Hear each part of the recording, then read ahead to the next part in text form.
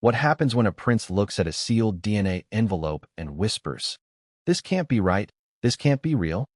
What happens when the cameras outside the courtroom catch nothing, yet somehow the entire world still feels the shockwave? That's where our story begins. A fictional courtroom, a fictional crisis, a fictional prince whose reality is about to split open like a fault line under pressure he never saw coming.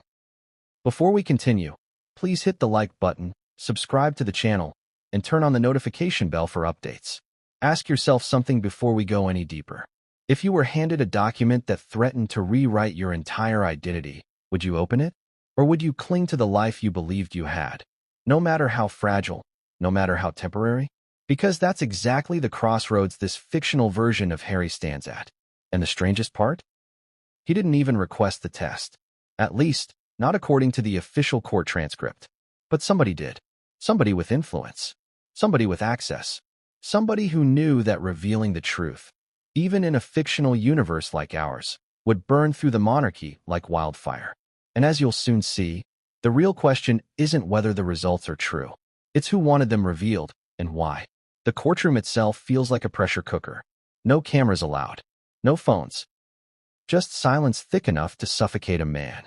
The judge sits with a kind of chilling calm, the sort of posture people have when they know something you don't. Lawyers shuffle stacks of paper like they're handling explosives. Reporters outside are practically salivating through the windows, hoping someone, anyone, slips up and opens the door. But inside, it's eerily quiet. Because everyone knows what's inside that envelope could change everything this fictional royal family has spent years trying to control. Harry sits at the table, elbows locked, jaw clenched tight enough to crack a tooth. He isn't blinking much. He isn't breathing much either. He's staring straight ahead like he's bracing for impact. And maybe he is. Have you ever seen someone who's trying to hold themselves together with sheer willpower? That's him. A man waiting for a truth he never asked for, but somehow always feared. This is where the contradictions begin, because for months, years, even, public statements were polished, perfect, airtight. The family was united. The relationships were strong. The child was unquestionably his. At least, that's what the palace said. But behind closed doors, behind the silk curtains and the official portraits, there were whispers. There were doubts. There were long silences at dinner tables and side glances during family events that the public never got to see. And now those whispers echo through this courtroom. The judge clears his throat, and it slices through the tension like a scalpel. Prince Henry Charles, the results are conclusive, he announces. Not dramatic, not emotional, just factual, clinical, precise. The room feels like it tips sideways. Harry's shoulders tighten. His fingers curl. He leans in. Slowly, as if each inch of movement costs him something he can't get back. You know that moment right before someone faints? That wide-eyed, shaky, frozen-in-time moment? That's the expression he wears now. A royal aide in the back row gasps quietly. Another looks down at the floor, refusing to make eye contact. Even the lawyers, who are usually stone-faced professionals, exchange nervous glances, because they've seen results like this before. But never in a case involving someone with a crown attached to their name. Let's pause for a moment. Ask yourself this. If you discovered that the foundation of your entire world, your marriage, your identity, your legacy, might be built on a lie, what would you do? Would you lash out? Shut down? Laugh? Cry? Or would you do what he does next? Harry rises, slow and unsteady at first, then suddenly with a burst of energy that shocks everyone. No, he says. Not softly. Not politely. Not diplomatically. He says it like a man fighting a ghost. Like someone who refuses to accept that the one truth he clung to, the one truth he needed, might be slipping through his fingers. No, he repeats, louder this time. This test is wrong. It's wrong. And you know it. The judge taps his gavel, trying to regain control. Prince Henry, please. But Harry isn't listening. He's staring across the room. At her. A woman the cameras didn't catch entering. A woman who isn't supposed to be part of this hearing. A woman whose presence turns the tension from uncomfortable to volcanic. And here's where things twist. Because when she steps forward, eyes lowered, hands trembling, she doesn't look like someone attending a royal court case. She looks like someone who has been carrying a secret too heavy to keep and far too dangerous to reveal. The audience inside the courtroom shifts uneasily. This is new. This wasn't on the docket. Nobody prepared for this. Who is she? Why is she here? And why won't she look at him? Harry's breath catches. He points at her, not with anger, but with recognition. You, he says. What are you doing here? She takes a slow breath. Her voice barely carries across the room. You need to tell them, she whispers to her lawyer. Tell them what really happened that night. A collective gasp ripples through the courtroom. The judge leans back in his chair, realizing the case has just transformed into something else entirely. A maze of hidden truths, buried documents, and motives no one saw coming. And this is only the beginning. Because the woman who just walked into the room, she isn't here to defend anyone. She isn't here to accuse anyone.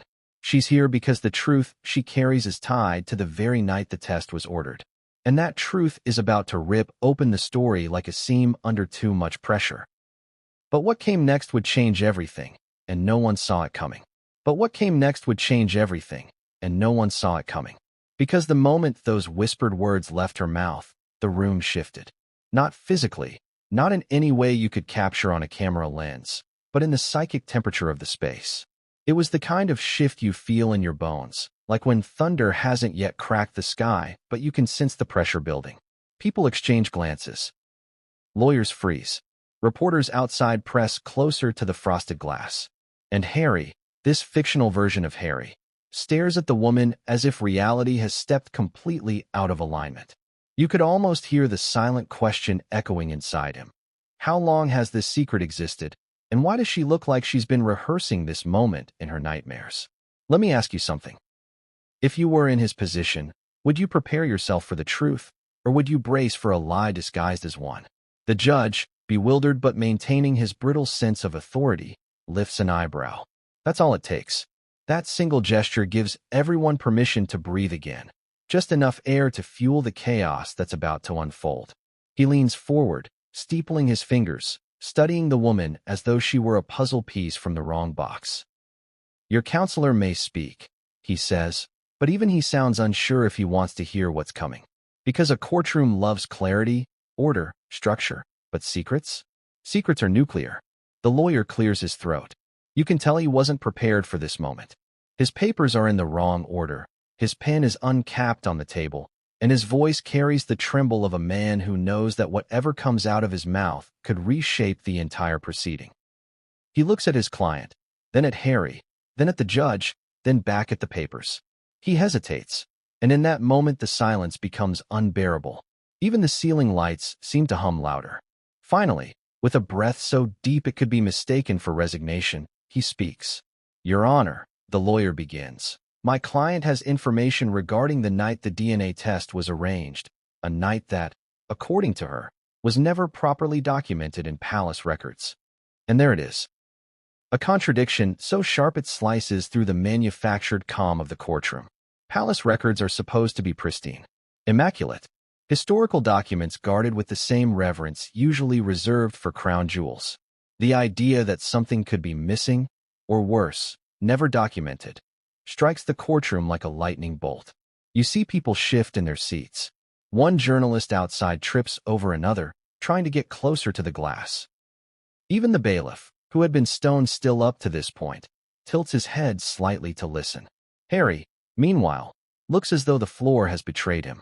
His expression isn't just shock, it's devastation laced with denial, confusion woven with fury. Have you ever felt like your entire life suddenly had a missing chapter?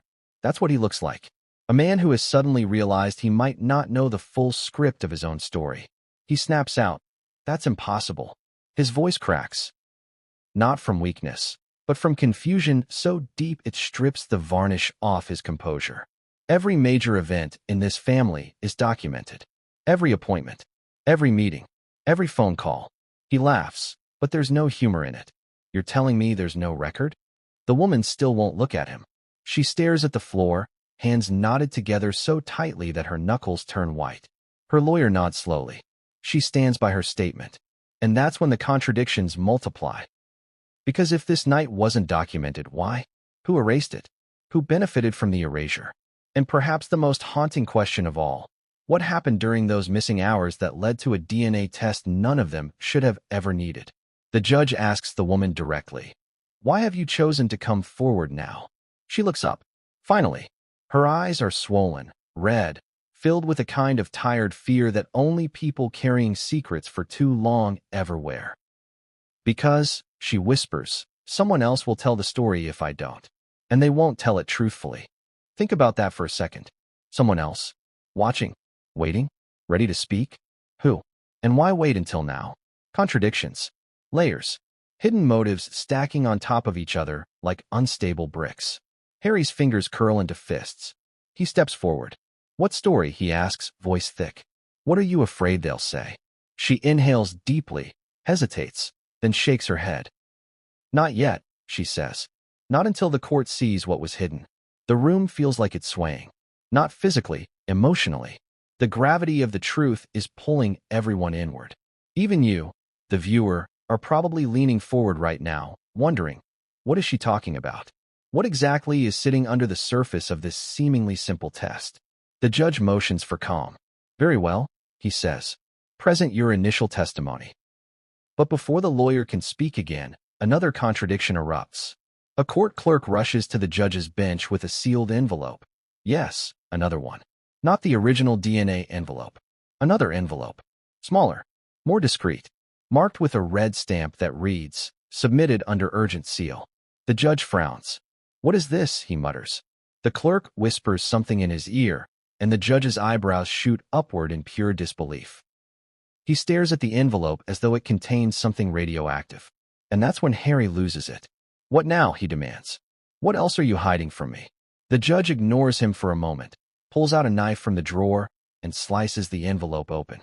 He reads the single sheet inside. His expression darkens, then flattens into something unreadable. He looks at Harry, then at the woman, then at the lawyers. "This document," he announces slowly, "pertains to the original chain of custody of the DNA sample." Chain of custody. Two words capable of detonating all trust. Because in any legal process, especially one this sensitive, the chain of custody is everything.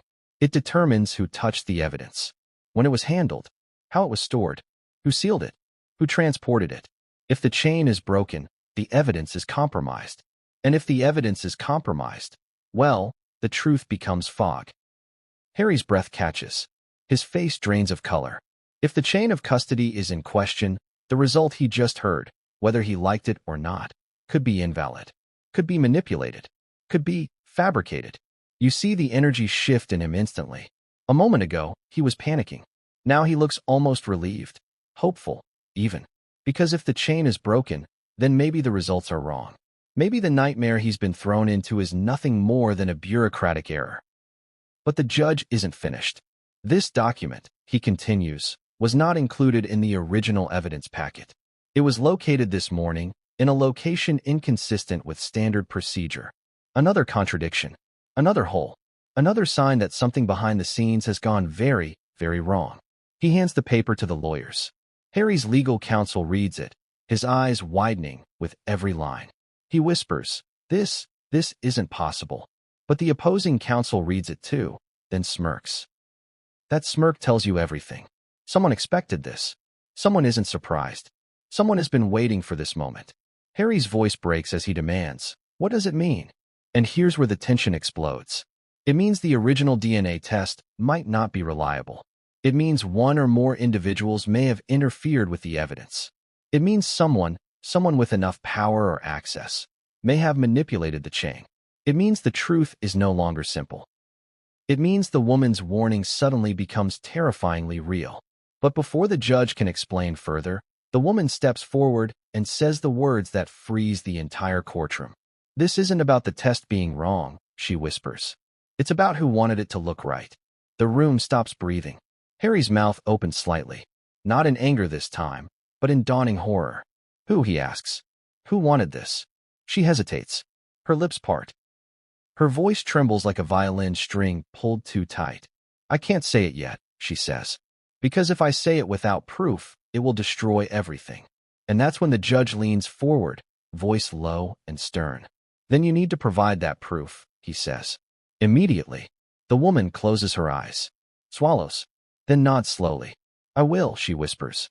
But you need to bring forward the archive records. The ones from the night the test was arranged.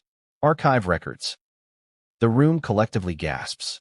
Because those records, if they even exist in this fictional world, are guarded, restricted, sealed behind layers of protection that even legal summons rarely crack open. Harry looks lost, confused, terrified. Why? He asks her. What would those records show? She finally looks at him, really looks at him. Her eyes are filled with something raw, something painful, something that hints at a truth too big to speak aloud. You'll understand, she says softly, when you see the second envelope. And just like that, we hit the moment that flips the entire story on its head. A second envelope? A second version of the truth? A second set of results? A second chain of custody? Or something even darker? You tell me, if you were standing there, hearing that, would your mind race toward hope or dread? The judge narrows his eyes. What second envelope? He demands. The woman steps back, clutching her purse as though it holds the key to everything. It was hidden, she says, because whoever planted the first one didn't want you to find the truth inside the second. The room erupts. Lawyers shout. Reporters bang on the glass. Harry spins toward her, desperate, shaken, but she raises a hand. I can show you where it is, she says. And then, in a whisper that chills even the air around her, she adds, but what you find inside it, no one is prepared for. No one is prepared for it. That's the line that hangs in the air like smoke, the kind that creeps under doors and slips into your lungs before you even realize something is burning. And you know what's strange? It's not even the words themselves that send a tremor through the courtroom. It's the way she says them. Soft, controlled, like someone who has already mourned whatever truth she's about to unleash. Have you ever heard someone speak like they're trying to warn you not to walk into a room you can't walk back out of? Because that's what this feels like. A warning disguised as an invitation. The judge studies her carefully now, eyes narrowed, jaw tightened. It's the expression people wear when they suddenly realize the story in front of them is far bigger and far more dangerous than they assumed. He leans forward, his voice low. If such an envelope exists, this court will order its retrieval. But the woman shakes her head, and that's when the contradiction sharpens again. You can't retrieve it, she whispers. Because it's not in the palace archive anymore. Not in the archive. Not where it should be. Not where any official document, especially one tied to a DNA case involving a royal, would normally live. The judge stiffens. Explain. She glances nervously to the back of the courtroom, as if checking whether someone followed her in. Her hands tremble again, but her voice steadies. Because someone removed it. And I know who. The silence turns into paralysis. Harry looks like he's physically rooted to the floor, his entire world suspended in one breath. His eyes search her face for answers she refuses to give. He's not angry now. He's afraid. Terrified of the truth she's dancing around. Terrified that someone close, someone trusted, may have had a hand in manipulating the DNA tests that now threaten to destroy him. Let me ask you something. Who would you suspect first if you were in his shoes? Someone in the family? Someone from the institution? Someone who gains if his world collapses? Before the judge can press her, she continues. But I can't say the name until the court pulls the surveillance logs from the archive hallway. The truth is in those logs. Surveillance logs. Another contradiction. Because the palace has publicly claimed for years that cameras in the archive corridors are non-operational for privacy purposes. If that's true, why bring up surveillance logs? And if it's not true, who has the footage? Who controls it? Who has access?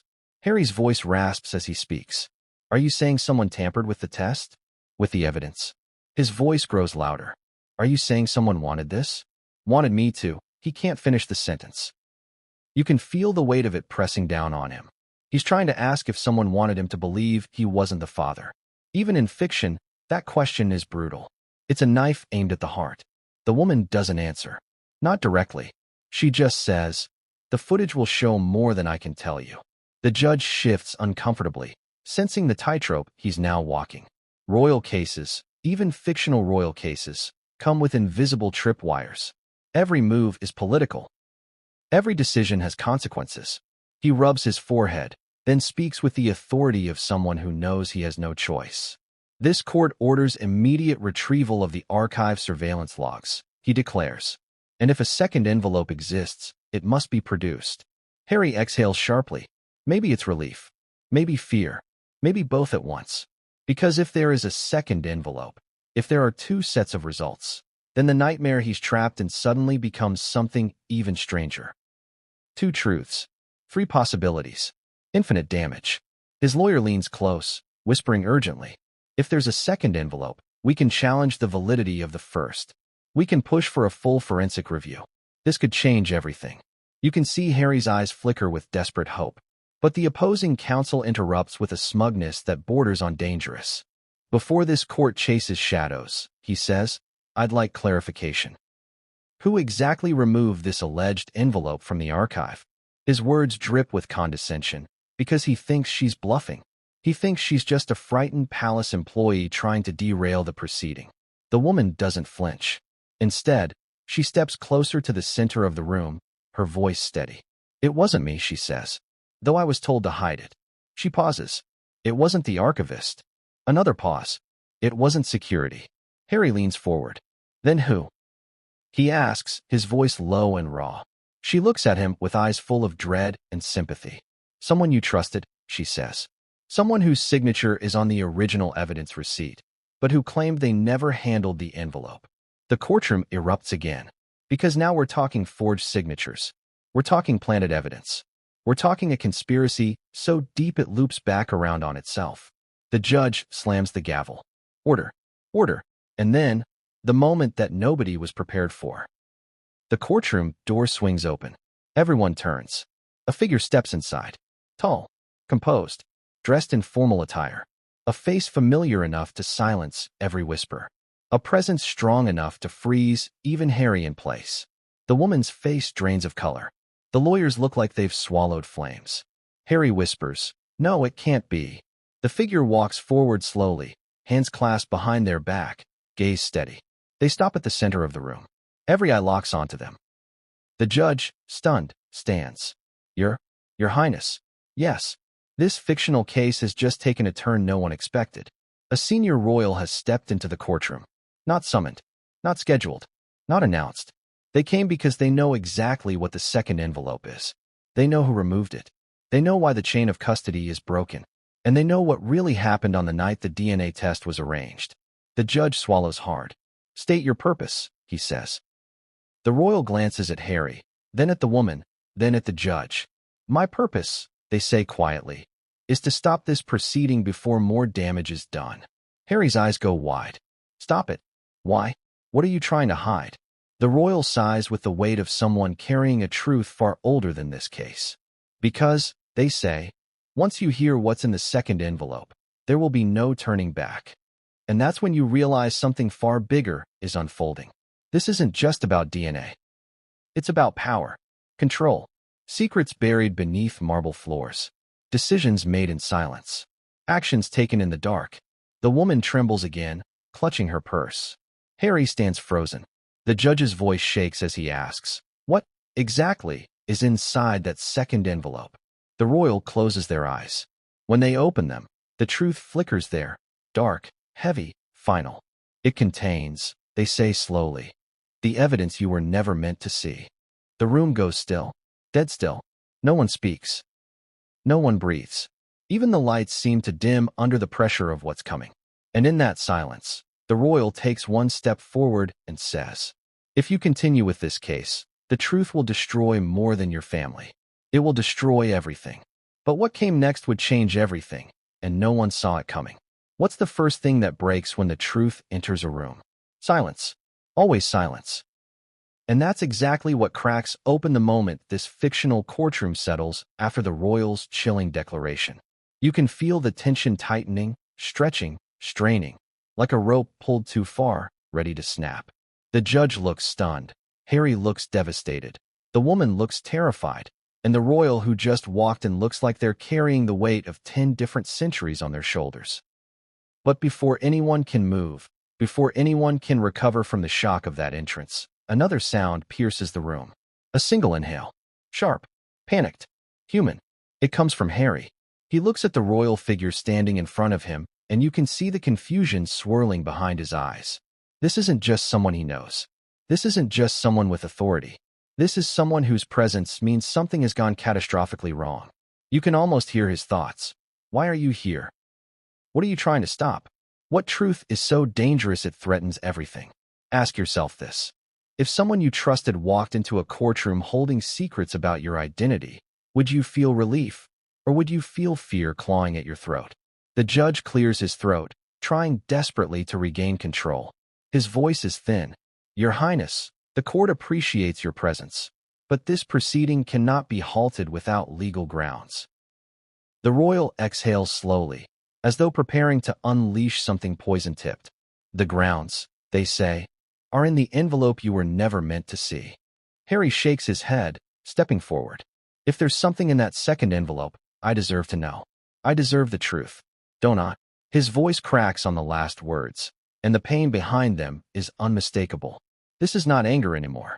It's heartbreak wrapped in desperation. But the royal doesn't answer. Not yet. Instead, the judge gestures to the nearest bailiff. Secure the courtroom, he orders. No one enters. No one leaves. We need to clarify what is happening. The bailiffs move quickly, locking the doors. Reporters outside pound on them, furious at being shut out of the biggest story of their careers.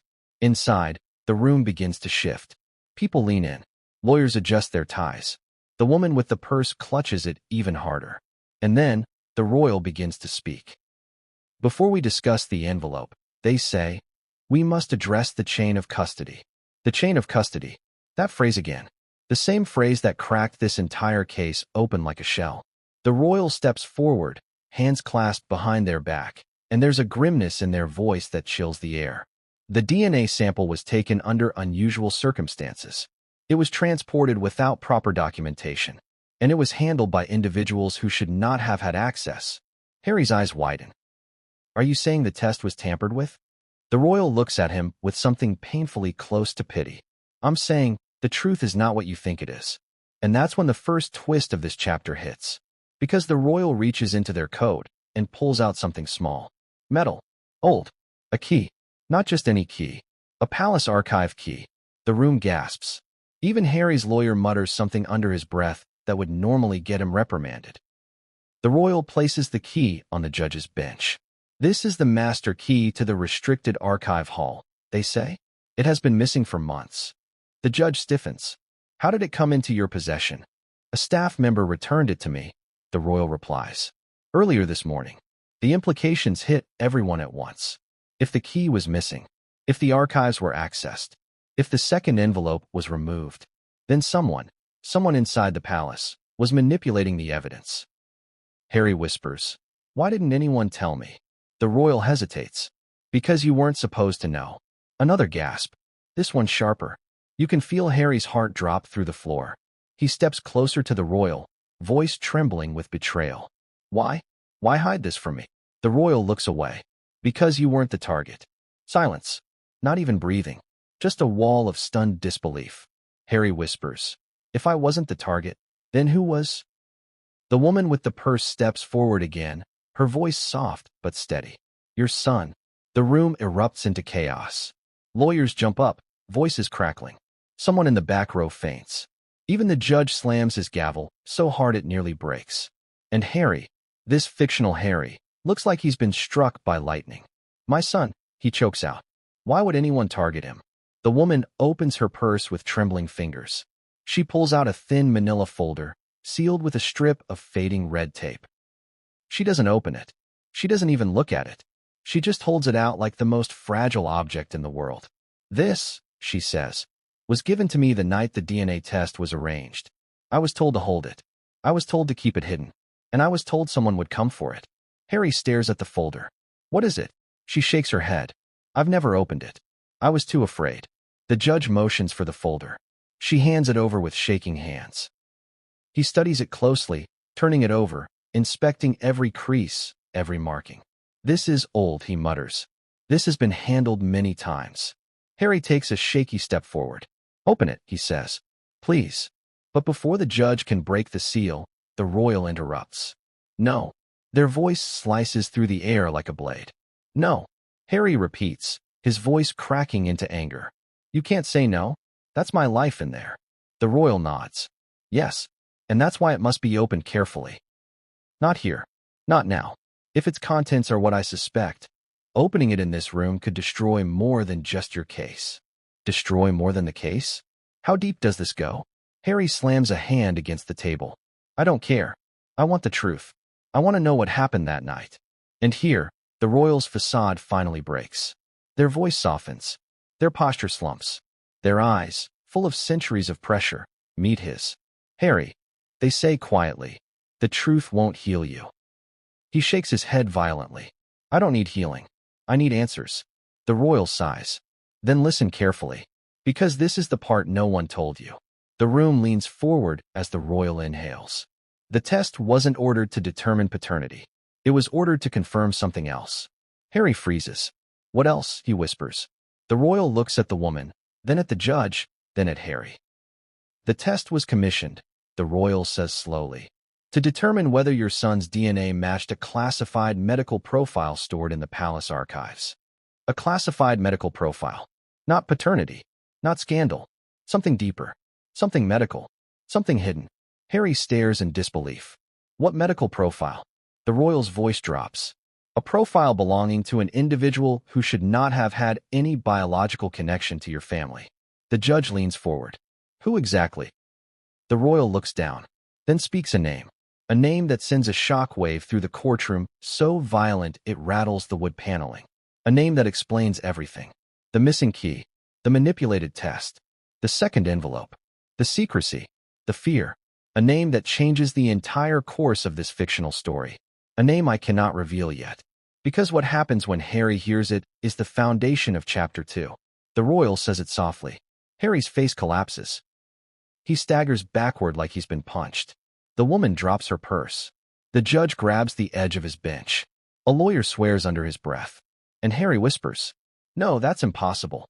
He looks at the royal with eyes full of terror. How could he be connected to us? And the royal replies, "That's why the test was ordered." Harry stares, shaking, breathless, destroyed. And then, the lights flicker. The courtroom door bursts open. A security officer rushes in, panic in his eyes. "Your Honor," he gasps, "we've just found something in the archive hallway. Something you all need to see." The judge stands. "What did you find?" The officer swallows hard. "The second envelope," he whispers. "But it's not alone. What came next would change everything, and no one saw it coming." What do you do when the one thing you've been searching for, begging for, screaming for, finally appears, but it brings a shadow standing right behind it? That's the question hovering in the room as the security officer stands in the doorway, clutching the information that could rewrite a prince's destiny. But it's not the envelope that makes Harry's blood run cold. It's the second part of the officer's statement. It's not alone. Something else was found with it. Something nobody expected. Something that shifts everyone's attention away from the envelope and back to the woman who has been trembling near the front of the courtroom like she's waiting for a sentence to be passed on her soul. And that's where the contradictions begin to unravel faster than anyone can catch them.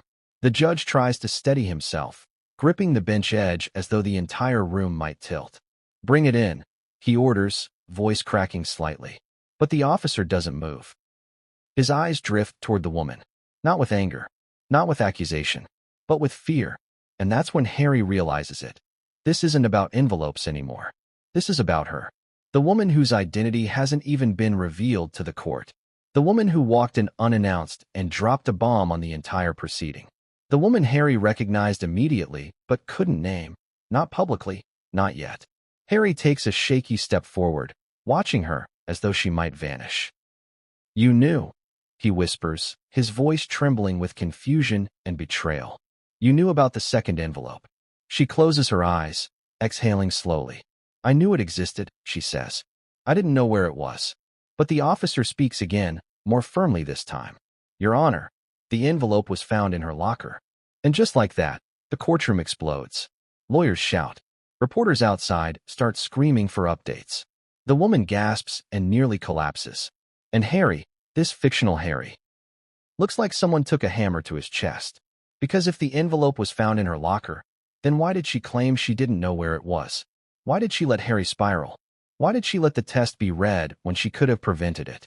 Unless the truth is more complicated. The judge slams the gavel repeatedly. Order! Order! His voice ricochets across the walls, but the room is too far gone. Tension is boiling over. Suspicion flares. Paranoia twists like a blade.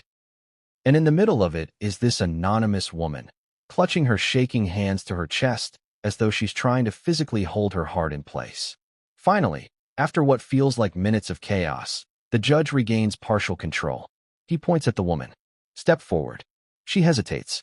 A long, trembling hesitation. You can almost hear her pulse. But she steps forward. Because she knows she has no choice. Not now. The royal who interrupted earlier watches her with the heaviness of someone who knows too much. They recognize her. They know exactly who she is. And that alone sends a ripple through Harry. He turns to the royal. Who is she, he demands. The royal sighs, slowly, deeply, painfully. Someone who should never have been drawn into this, they say. But that answer only fuels the fire. Harry steps closer to her. Tell them who you are, he says. Tell them why you're here. She opens her mouth. But nothing comes out. Her voice trembles. Her lips shake. It's like she's choking on truths that have spent years lodged in her throat. The judge softens slightly. Miss, we cannot proceed without your identity. Her eyes flick toward the royal, toward Harry, toward the judge. She looks trapped, like someone standing on the edge of a cliff, waiting for the wind to decide her fate. Finally, after what feels like an eternity, she whispers her name. And the entire courtroom reacts as though a grenade detonated under their feet. She gives a name tied to a former palace aide, someone who was publicly dismissed years ago under mysterious circumstances. Someone rumored to have been part of the household during the early months of Harry's marriage. Someone who vanished quietly from official records but was whispered about in palace corridors long after she left. Someone who allegedly knew far more about internal conflicts than she ever should have. A former assistant. A former witness. A former problem. Harry's eyes widen with recognition and guilt. You, he whispers. I haven't seen you since. She finishes the sentence for him, voice sharp. Since they fired me without explanation. Another gasp fills the courtroom. So she didn't just return to warn him. She returned with a score unsettled. A wound still bleeding. But is she here for revenge? Or to protect him? Ask yourself honestly. If someone was wronged by an institution as powerful as this fictional palace, would they come back out of loyalty or to burn everything down? The judge leans forward. Miss, why was the envelope in your possession? She clutches the edge of the witness box. Because, she says, voice trembling, someone planted it there. The judge raises an eyebrow. Convenient. But she shakes her head violently. No, you don't understand. I haven't had access to that locker in months. Not since I left employment. Harry stiffens. Then how did the envelope get inside it? She hesitates again. Too long. Too telling. The judge presses. Miss, you must answer the question. She looks at Harry, and her eyes fill with something deep. Fear mixed with guilt, mixed with something like heartbreak. Because someone used my access code, she says. Someone who wanted it to point back to me. The royal murmurs under their breath. They're covering their tracks. Harry leans in, angry but confused. Who would want to frame you? What? She closes her eyes. Because I was there the night the test was ordered. The entire room goes dead quiet. You were in the room? Harry whispers. Yes. The tears finally escape her eyes. I was in the room. I saw who issued the order. And I know why they did it. Harry freezes. His breathing stops. His heart drops. Who, he demands. Who ordered it? She looks at him with sorrow deeper than guilt. The person who convinced you the DNA test was about paternity. The royal stiffens. You're saying, they whisper, that the narrative he was given was false. She nods. The test wasn't to determine whether he was Archie's father. The test was to confirm whether the infant matched another profile entirely. Harry stumbles backward, grasping the table for stability. Why didn't anyone tell me? She whispers, because the truth was too dangerous, too explosive, too tied to someone powerful. The judge rubs his temples. We need names. We need specifics. But she shakes her head. Not yet. Harry slams his hand on the witness stand. Enough. Who ordered it? She looks at him with a kind of sorrow that feels ancient. Someone you would never suspect, she whispers. And that's when the second twist of this chapter hits. The officer steps forward, holding the second envelope. Your Honor, he says, This was found in the locker, but it was inside an outer envelope with a handwritten note. He hands the note to the judge. The judge reads it. His face drains of color. He reads it again, then again. Finally, he raises his eyes. This note, he says slowly, was written by a senior member of the royal household. It instructs the recipient to retain the enclosed materials until the time is right. Harry's jaw trembles. Who wrote it? The judge turns the note around, shows it to Harry. Harry recoils like he's been slapped. No, he breathes. Not her.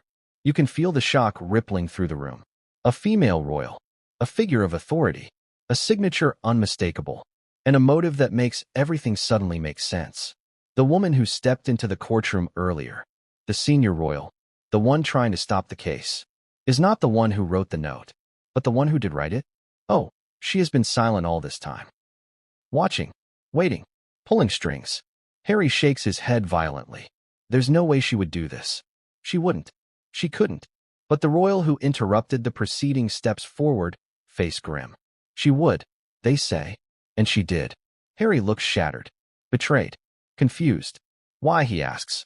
Why would she manipulate a DNA test about my son? The royal sighs deeply. Because, they say quietly, the person whose medical profile she was trying to match was her. The courtroom erupts again. People shout. Sirens wail outside. Reporters lose their minds. Harry grabs the bench to steady himself. What are you saying? The royal looks at him with haunted eyes. She thought the child might be biologically connected to her. She wanted proof. She wanted clarity before the truth could leak. Harry stares in disbelief. But that's insane. It's impossible. The royal shakes their head. Not impossible. Not in this world. The woman, the former aide, forces herself to speak again. There's more you need to know about that night. And about who else was there. About who handed me the envelope. About who tried to silence me afterward. Harry's entire body tenses. Tell me. She swallows hard. I will, she says. But not here. Not without protection. Harry steps closer. Why not here? What else could be dangerous? She looks him in the eyes. And her answer is cold enough to freeze bone. Because the person who tried to silence me is sitting in this room. A scream rings out somewhere in the back. Security races forward. The judge shouts for order. Harry spins around wildly, searching the faces. Searching for the one who betrayed him. The woman grips the stand. Her voice cracks. It was the person who walked in earlier, she whispers. And Harry turns. Slowly. Shaking. Eyes widening. As he meets the gaze of the royal standing behind him. The one who claimed to be helping. The one who urged the court to stop the case. The one holding secrets like weapons. He stares at them, broken. You, he whispers. You silenced her? Their face darkens. And they whisper. It wasn't supposed to go this far. But what came next would change everything, and no one saw it coming. What happens when an entire courtroom realizes they've been focusing on the wrong villain? What happens when the person who walked in to stop the case turns out to be the person who pushed it into motion in the first place? The air in the fictional courtroom changes instantly, thickens, contracts, tightens, like the oxygen is being siphoned out through cracks no one noticed until now. The revelation that the royal who entered the room is the same person who tried to silence the witness doesn't simply shift the narrative. It detonates it. And Harry stands at the epicenter, stunned, betrayed, and clinging to the last shreds of meaning in a story that keeps rewriting itself every second. Why? Harry whispers, staring at the royal with a mixture of disbelief and horror. Why would you silence her? Why would you interfere at all? His voice trembles. And you can hear something breaking inside it, something he was using to hold himself together, something that kept him grounded while the entire world shifted beneath his feet. The royal breathes deeply, a long, slow inhale that sounds like someone preparing for impact. Because the truth needed to be contained, they say. Because what happened that night was never supposed to be known. And there it is, the phrase that freezes everyone. What happened that night? The night that has been mentioned, hinted at, whispered about, but never described. The woman at the witness stand closes her eyes. You don't get to hide it anymore, she says softly. Not after everything you've done. Harry steps forward. What night, he demands. Tell me what happened. Now. His voice isn't angry, it's desperate. Pleading. Raw. If he could peel the truth out of the walls with his bare hands, he would. The judge leans back, sensing that the fictional palace's darkest secret is about to spill into open court. He doesn't interrupt. He doesn't warn. He simply waits, because even he knows that stopping this now would be like trying to plug a volcano with a cork. The woman grips the edge of the stand and begins. "It was the night the test was ordered," she says slowly. "The night everything spiraled out of control. The night they tried to bury because none of them wanted to deal with the consequences." Harry swallows hard. "Start from the beginning." She nods and dives back into a night the palace pretended never existed. "It was raining," she begins, her voice quivering with memory. "One of those heavy, punishing storms that soak the ground until it feels like the whole world is drowning. I was one of the only staff members on duty near the private wing. Everyone else had left early because the storm had knocked out half the power in the lower corridors." She inhales sharply. "There was yelling," she says. Voices echoing down the hallway. Sharp. Panicked. Not the kind of arguments you hear every day in the palace. This was different. Urgent. Dangerous. Harry's face pales. "Whose voices?" She hesitates. Then answers. "Hers," she whispers. "And yours." Harry recoils. "I wasn't there. I don't remember any argument that night." She looks at him with immense sadness. "You weren't arguing," she says. "You were begging." The room collectively gasps. Harry looks like he's been struck. Begging for what? Her lips tremble. For the test not to be done. The courtroom falls into instant, suffocating silence. Even the judge stops breathing for a moment. Harry shakes his head violently. "That's impossible. I wouldn't. Why would I beg for that?" "Because you were scared," the woman says softly. "Scared of what she was accusing you of. Scared of what she believed the test would prove." Harry's confusion twists into horror. "Accusing me of what?" The woman takes a long, shaky breath. "Accusing you of hiding something about Archie." The royal shifts uncomfortably, their gaze fixed on the floor. Harry's heart hammers against his ribs. "This is insane," he murmurs. "Why? Why would she accuse me of that? What did I do?" The woman shakes her head. "It wasn't what you did. It was what she believed had happened before he was born." Harry stumbles back slightly. "Before he was born? What are you talking about?" She hesitates, because this is where the night truly unravels. "She believed," the woman says carefully, "that Archie wasn't biologically yours. She believed there was another father." Harry closes his eyes in pain. "That's not true." "I know," the woman whispers. "But she believed it. And she insisted the palace confirm it. That's why she demanded the test." Harry grips the edge of the table to steady himself. Why would she think that? Why would she think anything like that? There was never anyone else. The woman looks at him sympathetically. "Because someone told her otherwise." Harry's voice drops to a whisper. "Who?" The royal answers this time. "The same person who wrote the note you saw earlier." That revelation hits Harry like a physical blow. She told her? She lied to her? What? The royal hesitates. "Because she wanted to break your marriage. Because she wanted control over the child. Because she believed the situation, if handled correctly, could shift power in her favor." Harry looks nauseated. "So she created a lie, convinced her of it, and pushed for a DNA test?" The woman nods. "That night, she demanded the test immediately. You begged her to stop. You begged her not to do this. And," Harry whispers, "she refused." Harry's voice cracks. "And I don't remember any of this." "You remember parts," the woman says softly. "You remember the storm. You remember the panic. You remember someone crying. But not the details. Not the parts she wanted erased." He stares at her. "Erased?" The royal steps forward. "You were sedated." The courtroom gasps again. Harry stares at them, wide-eyed. "Sedated? By who?" The royal's voice is barely audible. "By her." Harry's knees nearly buckle. "Why would she do that? Why sedate me?" The woman answers. "To make sure you didn't stop the test." Harry presses his palms into his face. "Oh God." The woman continues. "When you woke up hours later, the test had already been taken.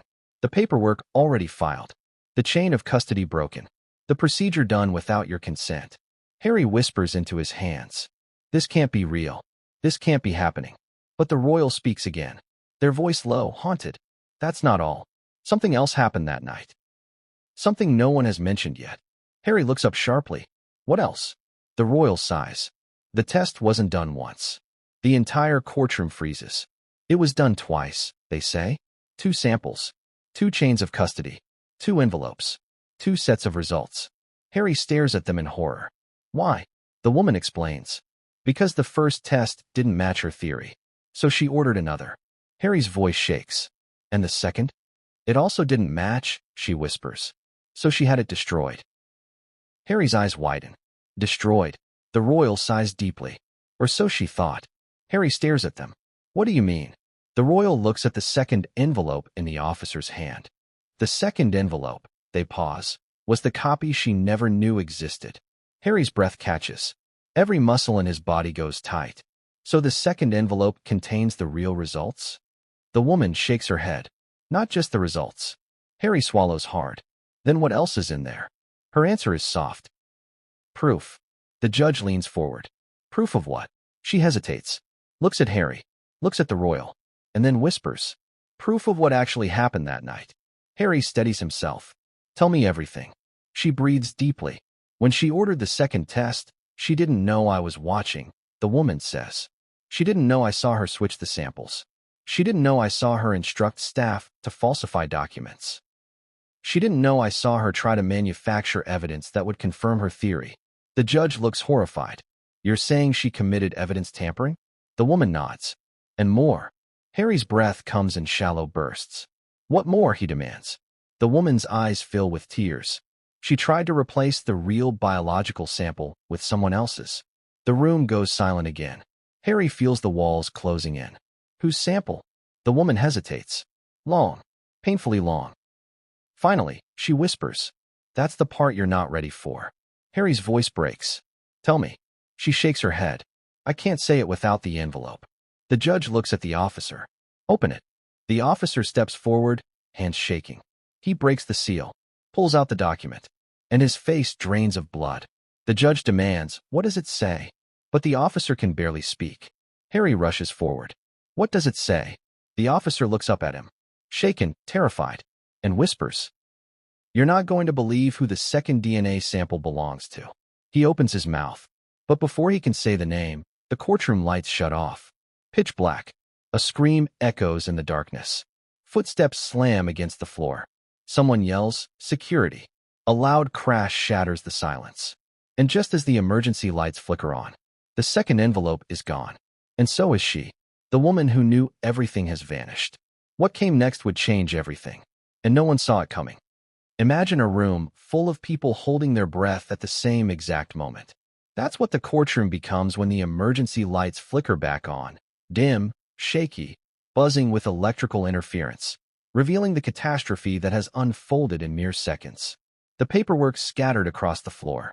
The overturned chair. The officer sprawled against the wall after being shoved aside. And most importantly, the second envelope, the key to everything, the one item that held answers to the sealed night, gone. Vanished. Like it never existed at all. And the woman who knew what was inside it? Gone with it. Harry stands frozen in the middle of the chaos, chest heaving, hands trembling, pupils blown wide with shock. He looks around the room like he's trying to snap awake from a nightmare, but the nightmare refuses to relent. If anything, it digs in deeper. How did she get out? Harry demands, his voice cracking as he struggles to understand what he's seeing. The panic rising in him is palpable. That envelope wasn't just evidence, it was his lifeline. His chance to claw back the truth that has been twisted, hidden, mangled into a weapon against him. A security officer stumbles forward, still dizzy from whatever happened in the dark. We lost power, he mutters. The backup system must have been tampered with. Someone planned this. Planned. That word lingers like poison in the room. Harry looks at the royals standing behind him. Because if anyone would know who planned what, it would be them. Their faces tight, their jaw locked, their eyes narrowed. This wasn't her, they say quietly. She didn't do this alone. The judge slams his gavel, more out of desperation than authority. We need to restore order, now? Lock the exits. Find her. Find the envelope. Bailiffs rush to obey, but there's something about this moment that tells you it's already too late. Whoever cut the lights knew exactly how much time they'd have. Whoever took the envelope knew precisely where to strike. Whoever orchestrated this wasn't improvising. They were executing a plan long in motion. Harry grabs the judge's bench, leaning in, shaking. You have to get her back. You have to get that envelope back. You don't understand. Everything depends on it. But the judge does understand. Everyone does. That envelope held the truth about the second test, the truth about the swapped sample, the truth about the person who engineered the lies. Without it, they're back to shadows and whispers and accusations floating in the dark. Without it, the sealed night is sealed again. The royal steps closer to Harry, lowering their voice. Listen to me. You need to stay calm. Harry whirls around. Calm? Calm. Someone stole the only proof we had. Someone got into a locked courtroom, in the dark, and took the evidence that was supposed to clear my name. The royal doesn't flinch. Harry, hear me. The person who took that envelope is still here. The room freezes. Harry stares, breath catching. What? They didn't leave, the royal says. That blackout was quick. Too quick. Too controlled. Whoever took that envelope is still in this courthouse. The judge stiffens. Are you implying a member of this court? I'm implying, the royal interrupts, that the person we're dealing with is someone who knows this building better than any of us. The tension rises. Suspicion ricochets across the room. Harry feels the dread settle in. He looks around, scanning faces, lawyers, clerks, officers, aides. Any one of them could have taken orders from the person who fabricated the first test. Any one of them could be helping the real mastermind. Any one of them could be hiding the stolen envelope right now. But before Harry can spiral further, the back door slams open. Another officer rushes in. This one pale, sweaty, shaking. Your Honor, he shouts. We found her. Harry's heart leaps. Where? Is she okay? The officer swallows hard. She's in the hallway outside the records room, but she's unconscious. Unconscious. Those two words punch the air out of Harry's lungs. The judge gestures urgently. Bring her in. But the officer doesn't move. We can't, he says quietly. She's badly hurt. Harry stumbles back, collapsing into the nearest seat. No, not her. The royal clenches their fists. Someone wanted to stop her from talking. The judge orders, secure the area. Call medical. Bring in anyone who witnessed what happened. The officer nods, turning to leave, but stops. There's one more thing, he says. When we found her, she had something in her hand. Harry stands. The envelope? The officer shakes his head slowly. No, a piece of paper. He pulls it from his pocket and hands it to the judge. The judge unfolds it, and his expression contorts with shock. What does it say? Harry demands, stepping forward, voice strained with desperation. The judge hesitates. Too long. Too telling. Read it. Harry shouts. The judge finally speaks. It's a single sentence. The room leans forward collectively. It says, ask him about the night in the archive room. Harry freezes. Ask who, he whispers. The judge turns the paper around, revealing a single name written in rushed, uneven handwriting. Harry sees the name. His breath stops. His face drains of color. Because the name on the page is someone he never, not once, suspected. Someone he trusted. Someone who stood by him. Someone he would have defended with his life. He whispers the name out loud, his voice breaking as the betrayal lands like a bullet. Mark. The courtroom gasps. The royal stiffens. The judge sits back, stunned. Harry stares at the name, shaking his head in disbelief. No, this can't be right. Mark was my friend. My advisor. He's the one who warned me about the palace politics. He would never. But the royal interrupts. Quietly, gravely. He's the only person who had access to the archive room that night. Harry spins toward them. You think he did this? You think he swapped the samples? You think he sabotaged me? The royal sighs. I think Mark was working for someone else. Harry feels like the room is spinning. Mark? The one who helped him through the darkest public scandals? Mark, the one who told him to protect his family at all costs? Mark, the man he trusted more than most. But then something else strikes him. Wait, Harry whispers. If she wrote this while she was being attacked, if she wrote Mark's name before she lost consciousness, then she wasn't running. She was trying to protect me. The royal nods, eyes heavy. She was trying to get the truth to you before someone silenced her. Harry clenches his fists. Then we need to find Mark. We need to find out where he is. The officer gulps. About that. Harry turns sharply. What about him? We tried to look for him, the officer says. But he's not anywhere in the courthouse. Harry shakes his head. That doesn't make sense. He was here this morning. I saw him. He told me he'd be in the gallery. Yes, the officer says. And he was. Then where is he now? The officer hesitates. Long enough to make the dread rise. Finally, he says. Security footage shows he left the room right before the blackout. Harry exhales shakily. He left. The officer nods solemnly. And he went toward the archive corridor. The royal closes their eyes. He went for the envelope. Harry feels his pulse screaming in his ears. But why? Why would he do that? The officer hesitates again. Because he wasn't alone. The courtroom gasps a third time. Who was with him? Harry demands. The officer looks sick. Someone wearing palace security credentials, but not someone employed by us, nor anyone we could identify. Harry whispers, a plant. The royal nods. A plant sent to retrieve the envelope before the truth was exposed. Harry feels the pieces sliding together, slowly, painfully, into a picture so twisted he can barely recognize it. The test wasn't about paternity. The sealed night wasn't about him. The deception wasn't random. The blackout wasn't coincidence. Mark wasn't acting alone. Someone higher up, someone powerful, someone terrified of the truth, was orchestrating everything. Harry presses a hand over his face. So Mark didn't just help swap the samples. He attacked her. He took the envelope. And now he's running. The royal sighs.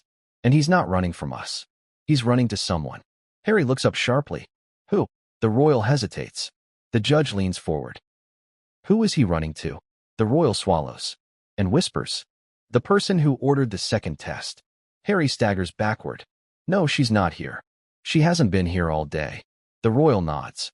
Exactly. Harry's breath stutters. So she's waiting for him. She's waiting for the envelope. The officer steps closer. There's more. Harry snaps. What more? The officer holds up his phone. We traced Mark's badge access. Harry tenses. It shows he boarded a car in the palace courtyard. Exactly 7 minutes ago. Harry's stomach flips. 7 minutes? He could still be caught. The officer hesitates again. Not likely, he says. Because we checked the plates on the car. A pause. A long, dreadful pause. The car belongs to her. The courtroom goes still. Harry's jaw tightens as his world collapses a second time. The senior royal. Who ordered the test? He whispers. The officer nods. Harry feels his heart rip in two. She's waiting. She has the envelope. And now Mark is bringing her the missing piece. Harry grips the table. We have to stop them, he says. Before they destroy it. The royal steps forward. It may already be too late. Harry turns, anger burning in his eyes. It's not too late. Not if we move now. But the royal shakes their head. Harry, they say quietly, you don't understand. He glares. Understand what? The royal takes a deep breath and delivers the final blow. She doesn't want to destroy the envelope. Harry freezes. What does she want? He whispers. The royal's answer is cold enough to stop his heart. She wants to use it. Harry's throat tightens. Use it how? The royal looks at him. Eyes full of dread. Full of knowledge. Full of a truth he never wanted. To eliminate you, they whisper. And to take your son. The courtroom erupts. But Harry doesn't hear the shouting. Doesn't hear the judge. Doesn't hear anything. All he can hear is the blood rushing in his ears. All he can think about is his son. And the woman who wants to use the truth. To erase him. But what came next would change everything. And no one saw it coming.